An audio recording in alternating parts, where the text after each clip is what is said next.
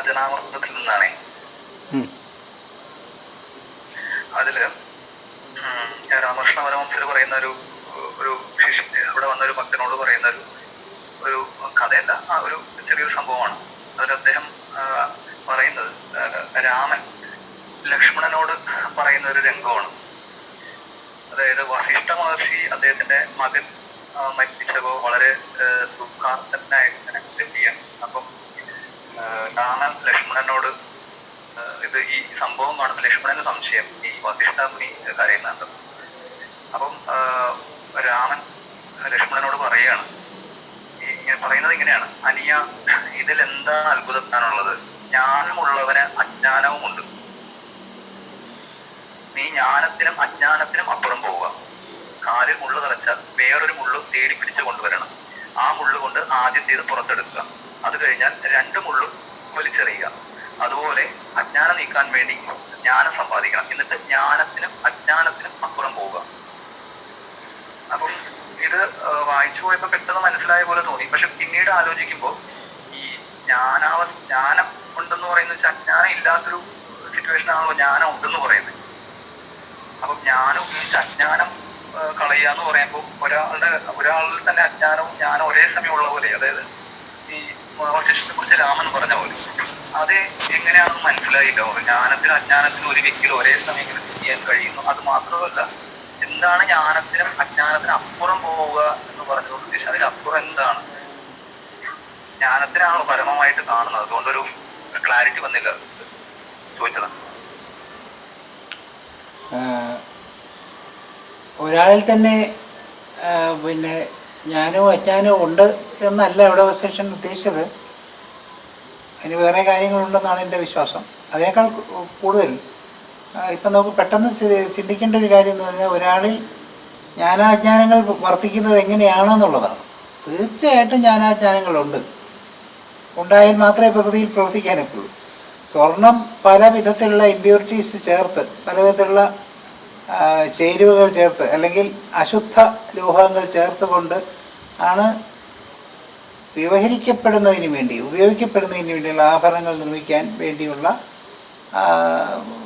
ലോഹക്കൂട്ടായി മാറുന്നത്. അല്ല, ഒരിക്കലും തനി തങ്കമായിട്ടല്ല. അതിന് തങ്കം വളരെ ക്ഷണഭങ്കുരമായിരിക്കുന്ന ഒരു ലോഹമാണ്. അപ്പോൾ അത് പലപ്പോഴും ആഭരണ നിർമ്മിതിക്ക് ഉപയോഗിക്കാൻ ബുദ്ധിമുട്ടാണ്.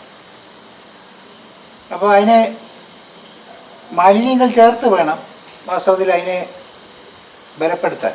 അതുപോലെ സംസാരം എന്ന് പറയുന്ന ഒരു വസ്തുതയിൽ പ്രാപഞ്ചികമായ ജീവിതത്തിൽ ഒട്ടനവധി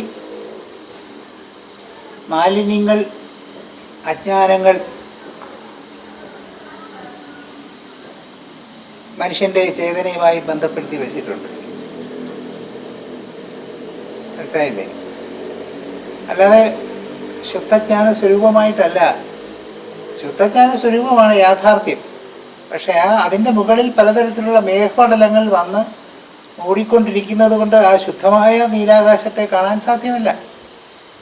അപ്പോൾ ഈ പറഞ്ഞ മേഘപാളികളൊക്കെ മാറിക്കഴിഞ്ഞിട്ട് മാത്രമേ ശുക്രമായ നീലാംബരം നമുക്ക് കാണാൻ സാധ്യമാവുന്നുള്ളൂ. അതുകൊണ്ട് ഇതില്ലാന്ന് പറയാനേക്കില്ല. പുറകെ നീലാകാശമുണ്ട്, മേഘം ഇല്ലെന്ന് പറയാനൊക്കുമോ? മേഘവുമുണ്ട്.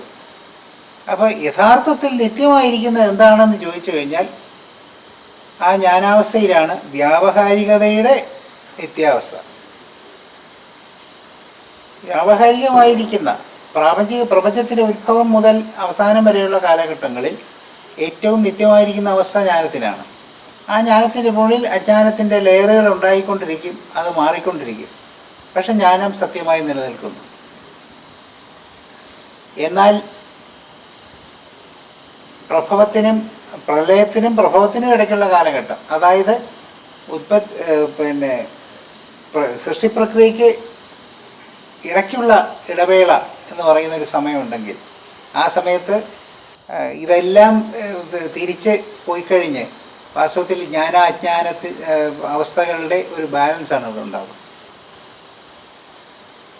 അത് വാസ്തവത്തിൽ അതേപോലെ മനുഷ്യ ശരീരത്തിലും മനുഷ്യൻ്റെ സംസ്ഥയിലും അതുപോലെ തന്നെ സൂക്ഷിക്കപ്പെട്ടിട്ടുണ്ട്. ആ ജ്ഞാനവും അജ്ഞാനവും ഒരുപോലെ വച്ചിരിക്കുന്നു. ഇതാണ് ഞാൻ ഇന്നലെ സൂചിപ്പിച്ചത്.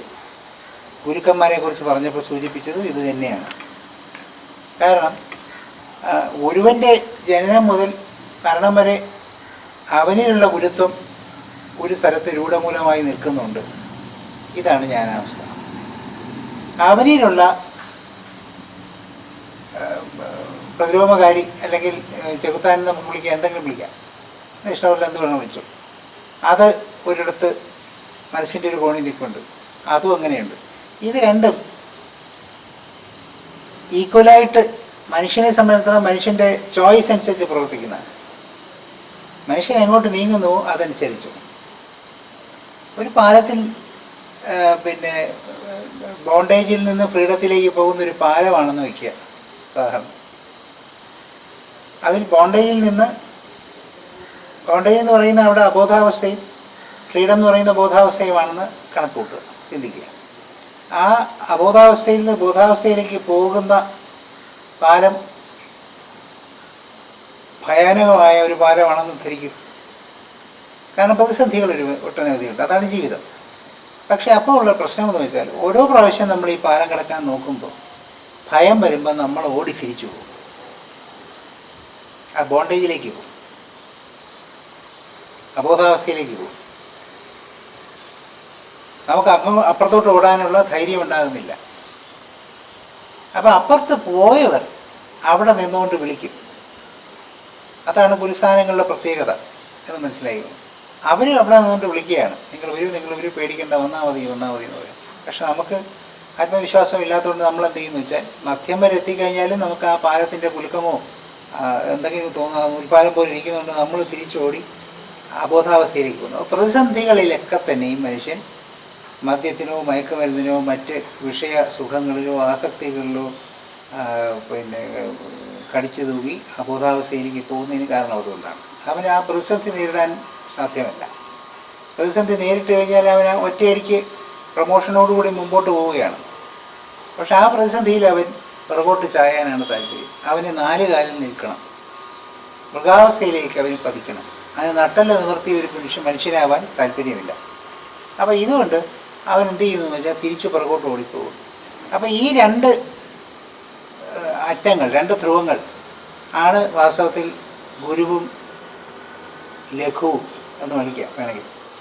എന്നെ ചെകുത്താൻ എന്നൊക്കെ വിളിച്ച് നമ്മളൊരു പുതിയ ക്യാരക്ടറിനെ ഉണ്ടാക്കണ്ടെന്ന് വിചാരിച്ച് ഞാൻ പേര് മാറ്റിയതാണ്. ഗുരുവും ലഘുവും. അപ്പോൾ ആ ലാഘവബുദ്ധിയോടുകൂടി ജീവിതത്തെ കാണുന്ന ഒരു ഘടകം നമ്മുടെ മനസ്സിനകത്തുണ്ടായിരിക്കും. ഗൗരവത്തോടുകൂടി ജീവിതത്തെ കാണുന്നൊരു, ഈ ഗൗരവം എന്ന് പറഞ്ഞാൽ മുഖം വലിച്ചു കെട്ടുക എന്നുള്ളതല്ല, ജീവിതത്തിൻ്റെ പ്രാധാന്യം മനസ്സിലാക്കിക്കൊണ്ട് ജീവിതത്തിലെ അനുനിമിഷം ആഘോഷമാക്കിക്കൊണ്ട് പോവുക എന്നുള്ളതാണ്.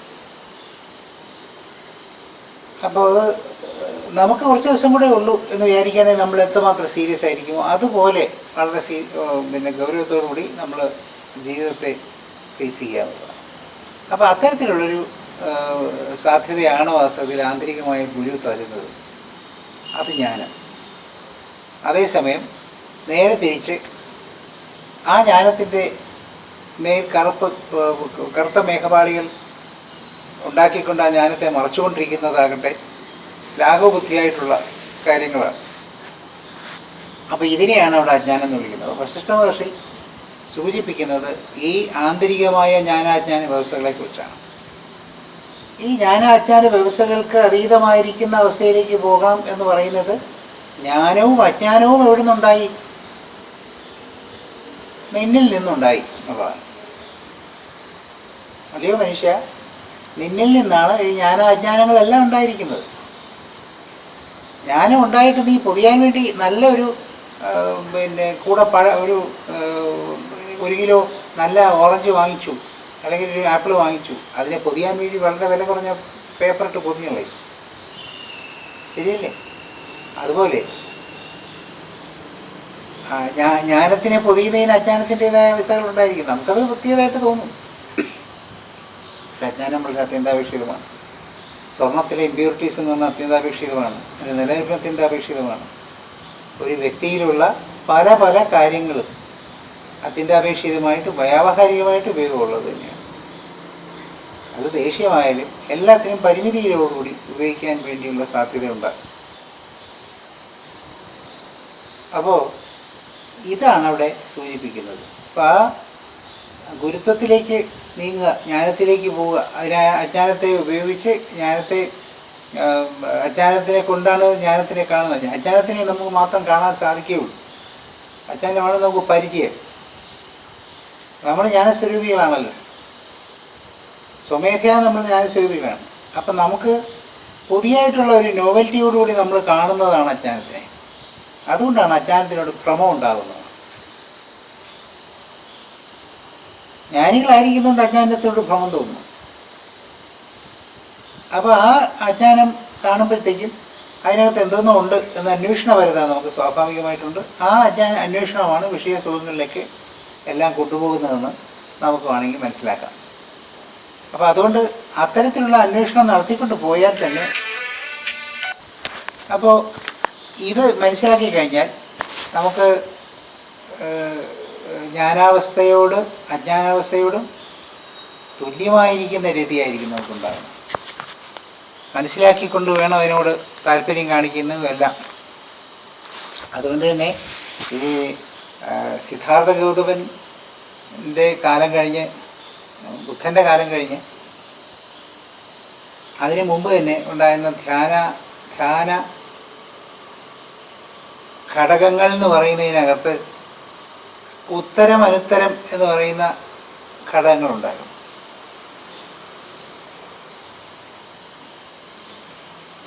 തരണം ചെയ്യാൻ കഴിയുന്നത്, സർപ്പാസ് ചെയ്യാൻ പറ്റുന്നത്, സർപ്പാസ് ചെയ്യാൻ പറ്റാത്തത്. അപ്പം സർപ്പാസ് ചെയ്യാൻ പറ്റാതിരിക്കുന്ന അവസ്ഥ ഉണ്ടായിരിക്കുന്നതിനെ നമ്മൾ മനസ്സിലാക്കുക. സർപ്പാസ് ചെയ്ത് ഇതിൻ്റെയും അപ്പുറത്തേക്ക് എത്താൻ പറ്റുന്ന വഴിയും മനസ്സിലാക്കുക. രണ്ടുമുണ്ട്. ആ ഉത്തരാനുത്തര ഘടകങ്ങളും കൂടെ ധ്യാനത്തിൽ ഇൻകോർപ്പറേറ്റ് ചെയ്യേണ്ടതായിട്ട് ഉണ്ട്. അത് ഇതാണ് സൂചിപ്പിക്കുന്നത്. വിമുക്തമായിരിക്കുന്നതും അവിമുക്തമായിരിക്കുന്നതുമായ ഘടകങ്ങൾ, അതോടുകൂടി മോചനം ലഭിക്കുന്നതും എന്നാൽ മോചനം ലഭിക്കാത്തതുമായ ഘടകങ്ങൾ, ഇങ്ങനെ എല്ലാ ദ്വന്ദ്ങ്ങളെയും മനസ്സിലാക്കിക്കൊണ്ട് വേണം അപ്പുറത്തോട്ട് സഞ്ചരിക്കാൻ. അതാണ് അതിനകത്തെ കാര്യം. അപ്പോൾ അതുകൊണ്ടാണ് ആ വസിഷ്ഠ മഹർഷി ജ്ഞാനം അജ്ഞാനം, ഈ മുള്ളിൻ്റെ കഥയൊക്കെ എല്ലാവർക്കും അറിയാവുന്ന കഥയാണ്, പൊതുവെയൊന്നുമില്ല, എല്ലാ വേദാന്തികളും സംസാരിക്കുന്നൊരു വിഷയമാണ്. അപ്പോൾ അജ്ഞാനത്തെ അവരൊക്കെ തള്ളിക്കളയും, അജ്ഞാനത്തിനെ വളരെ മ്ലേച്ഛമായിട്ട് കണ്ടുകളയും. എന്നാൽ ആ അജ്ഞാനമാണ് അവരെ സംസാരിപ്പിച്ചുകൊണ്ടിരിക്കുന്നത്. കേട്ടുകൊണ്ടിരിക്കുന്ന ഒരു ബോധസ്വരൂപത്തിലുള്ളവരാണെന്നുള്ള തിരിച്ചറിവില്ലാത്ത അജ്ഞാനമാണ് ഒരുവനെ സംസാരിപ്പിക്കുന്നത്. ഞാനിപ്പോൾ സംസാരിച്ചുകൊണ്ടിരിക്കുന്ന അജ്ഞാനം കൊണ്ടാണ്.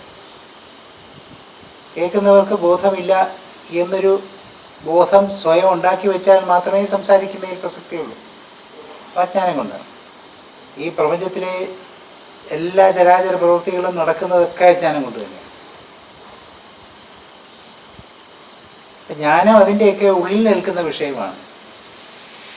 ഈ അജ്ഞാന പ്രവൃത്തികളിലെ അന്തർലീനമായിരിക്കുന്ന ചോദന ജ്ഞാനത്തിൻ്റേതാണ്. ജ്ഞാനത്തിൽ നിന്നാണ് ആ ഊർജം ലഭിക്കുന്നത്. ഇത് മനസ്സിലാക്കി വെച്ച് കഴിഞ്ഞാൽ ഇത്തരത്തിലുള്ളൊരു സന്ദേഹം ഇവിടെ ഉണ്ടാവുന്നില്ല. മനസ്സിലായോ?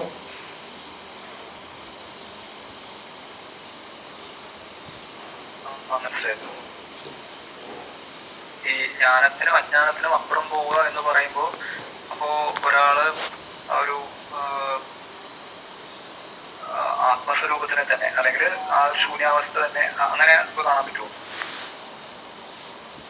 നിങ്ങളിപ്പോൾ ഈ ശൂന്യാവസ്ഥയെക്കുറിച്ച് സംസാരിച്ച് കേൾക്കുന്നത് കഴിയുമ്പോഴത്തേക്കും ഇതുവരെ എഴുന്നള്ളിച്ചുകൊണ്ടിരുന്ന ആത്മസ്വരൂപത്തെ തള്ളി താഴെയിട്ടിട്ട് ശൂന്യാവസ്ഥയുടെ ഒരു ബിംബമായിട്ട് സ്വീകരിക്കുന്ന ഒരു പ്രവണത ഞാൻ ഈ കഴിഞ്ഞ ലോക്ക്ഡൗൺ ചർച്ചകളിൽ കാണുന്നുണ്ട്.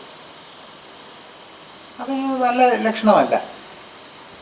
കാരണം വേറൊന്നുമല്ല, ഞാൻ കഴിഞ്ഞ ദിവസങ്ങളിൽ പറഞ്ഞ പോലെ ശൂന്യാവസ്ഥയെക്കുറിച്ചുള്ള കോംപ്രിഹെൻഷൻ എന്ന് പറയുന്നത് പോലും വലിയ പാടാണ്.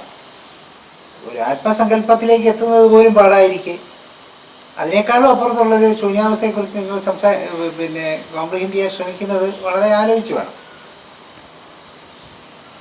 പിന്നെ അതെന്തിനാണ് ഇൻട്രൊഡ്യൂസ് ചെയ്യപ്പെടുന്നത് എന്ന് വെച്ച് കഴിഞ്ഞാൽ നിങ്ങളിപ്പോൾ പോകുന്ന ക്ലാസ് അല്ല, 10ാം ക്ലാസ് കഴിഞ്ഞാൽ സ്കൂളിൽ നിന്ന് പുറത്തിറങ്ങാം, പക്ഷേ അത് കഴിഞ്ഞ് വീണ്ടും ഉന്നത വിദ്യാഭ്യാസത്തിൻ്റെ മേഖലകൾ ഉണ്ട് എന്ന് അറിയാൻ വേണ്ടി മാത്രമാണ്.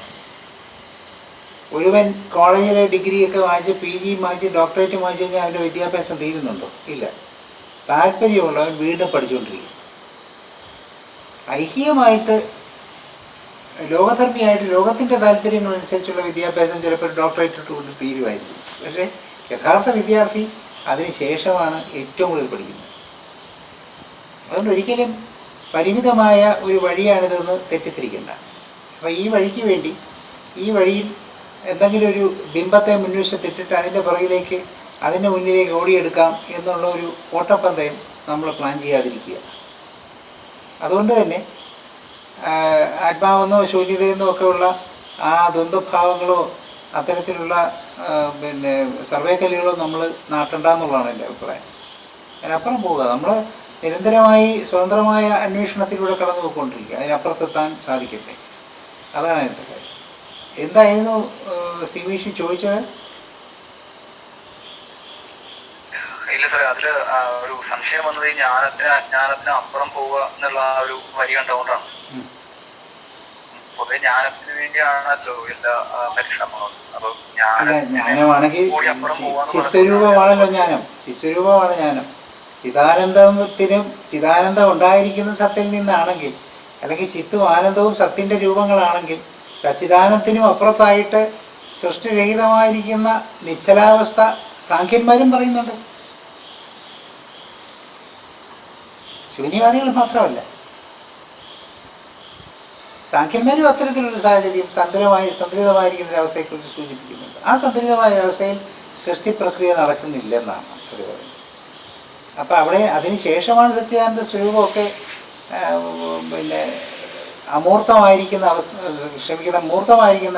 അവസ്ഥയിലേക്ക് പ്രപഞ്ചം നീങ്ങുന്നത്. അപ്പോഴാണ് വ്യതിരിക്തമായിട്ട് ജ്ഞാന അജ്ഞാന ആനന്ദ സ്വഭാവങ്ങളൊക്കെ വ്യക്തമാകുന്നത്. അപ്പോൾ ജ്ഞാനവും ആനന്ദവും എന്ന് പറയുമ്പോഴത്തേക്കും നമുക്ക് ആനന്ദത്തിനകത്ത് അജ്ഞാനത്തിൻ്റെ ഭാഗമുണ്ടോ എന്നൊരു സംശയം വരാം. പലപ്പോഴും ബ്ലിസ്ഫുള്ളായിട്ടുള്ള പല സിറ്റുവേഷനുകളെയും കറപ്റ്റ് ചെയ്യുന്നതായിട്ട് പല പ്രവാചകന്മാരും സംസാരിച്ചിട്ടുണ്ട്. അതെന്തുകൊണ്ടങ്ങനെ സംസാരിച്ചു എന്ന് വെച്ച് കഴിഞ്ഞാൽ, ആനന്ദത്തിന് ജ്ഞാനത്തെ മറയ്ക്കാനുള്ളൊരു കഴിവുണ്ട്. വിഷയസുഖങ്ങൾ എങ്ങനെയാണോ സത്യാവസ്ഥയെ മറയ്ക്കാൻ ശ്രമിക്കുന്നത്, അതുപോലെ തന്നെ ആനന്ദാവസ്ഥയ്ക്ക് ജ്ഞാനത്തിലെത്താൻ പറ്റാത്ത മത്ത് പിടിപ്പിക്കുന്നൊരവസ്ഥയുണ്ടാകാം. അതാണ് ചിദാനന്ദ സ്വരൂപങ്ങളായിട്ട് രണ്ടിനെ ബാലൻസ് ചെയ്തുകൊണ്ട് എത്തണം എന്ന് ഈ നമ്മുടെ സംസാരങ്ങളിൽ ഏറ്റവും കൂടുതൽ പറഞ്ഞുകൊണ്ടിരിക്കുന്ന ഒരു കാര്യം. ഇല്ലെങ്കിൽ അവിടെ മത്ത് പിടിച്ച് കിടക്കരുത്. ഇപ്പോൾ രാമകൃഷ്ണ പരമഹംസരുടെ സംസാരത്തിൽ തന്നെ പണ്ട് പറഞ്ഞ് കേട്ടിട്ടുണ്ട്, വായിച്ചിട്ടുണ്ട്. ഒരു പഞ്ചസാര ലായനിയിലെ ഒരു സിറപ്പിനകത്ത് കുറച്ചായിട്ട് മധുരം നുകരാനാണ് ഉറുമ്പായിരിക്കുന്ന എനിക്ക് താല്പര്യം, അല്ലാതെ അതിൽ വീണ് ലയിക്കാനല്ല. ആനന്ദത്തിൻ്റെ സ്വഭാവം കുറച്ചായിട്ട് ആനന്ദം അനുഭവിച്ചുകൊണ്ടിരിക്കാനുള്ള താല്പര്യമുണ്ടാകും. അത് ആ വ്യാവഹാരികമായിരിക്കുന്ന ധർമ്മമാണ്. അദ്ദേഹം ശരീരത്തിൽ ഇരിക്കുമ്പോൾ അദ്ദേഹത്തിന് അതാണ് ഏറ്റവും നല്ല ധർമ്മം. ശരീരത്തിലിരിക്കുമ്പോൾ ആ ധർമ്മമേ സ്വീകരിക്കാൻ പറ്റുകയുള്ളൂ. അതാണ് ഞാനിന്നലെ സൂചിപ്പിച്ചല്ലോ, സീസറിനുള്ളത് സീസറിനും ദൈവത്തിനുള്ളത് ദൈവത്തിനെന്ന് പറയുന്നതിനകത്ത് അവിടെയുണ്ട് സൂചന. ആ രണ്ട് കാര്യങ്ങൾ നമ്മൾ ശ്രദ്ധിച്ചേക്കുള്ളൂ. അതുകൊണ്ടാണ് അജ്ഞാനത്തിനും ജ്ഞാനത്തിനും അപ്പുറത്ത് എന്നൊരു കഥ പറയുന്നത്.